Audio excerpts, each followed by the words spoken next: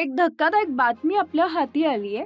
बदनामीकारक बातमी येऊ नये म्हणून संगमनेर तालुक्यातील वडगाव पाण येथील दत्तधाम सरकार सेवाभावी संस्थेकडे 6 लाख रुपयांची खंडणी मागणाऱ्या अकोलेतील न्यूज सह्याद्री एक्सप्रेस या यूट्यूब चॅनलचा संपादक असलेला साळवे नामक पत्रकारावर संगमनेर पोलीस ठाण्यात खंडणीचा गुन्हा दाखल करण्यात आला आहे.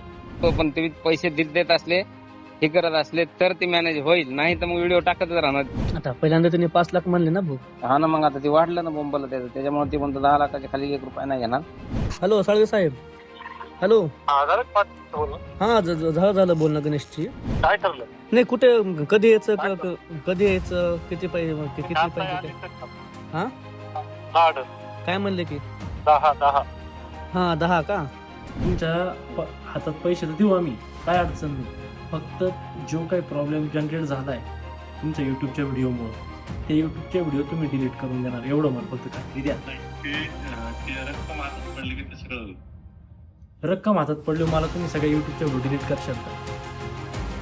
तुमच्या समोर ऐका ना, इथं आल्यावर मला काही चर्चा होणार नाही. तुम्ही कॅश देणे जाणे 15 मिनिटात सगळं रफादफा होईल. या त्रिभुवनामध्ये काही आस्तिक असतात, काही नास्तिक असतात.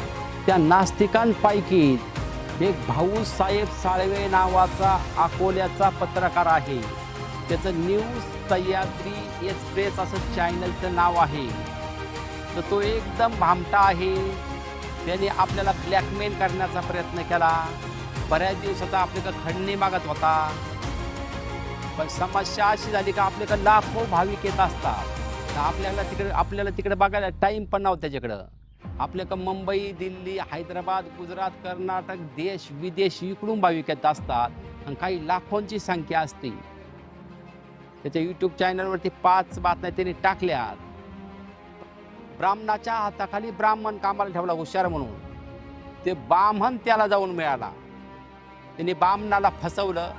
ब्राह्मणाला सांगितलं की तुला 60,000 रुपये देतो, महाराजांच्या विरोधात काहीतरी तू बोल. म्हणून हा गणेश ब्राह्मण त्याला मिळाला आणि 10 लाख रुपयाची डायरेक्टली आपल्याला खंडणीची मागणी केली. तर आपण त्याला 4 लाख रुपये दिलेत आणि देताना रंगे हात साहेबांनी त्याला तिथं त्याच्या ऑफिसमध्ये पकडलेला आहे आणि त्याला बेड्या ठोकून संगमनेरच्या पोलीस स्टेशनमध्ये आता तो बंद केलेला आहे.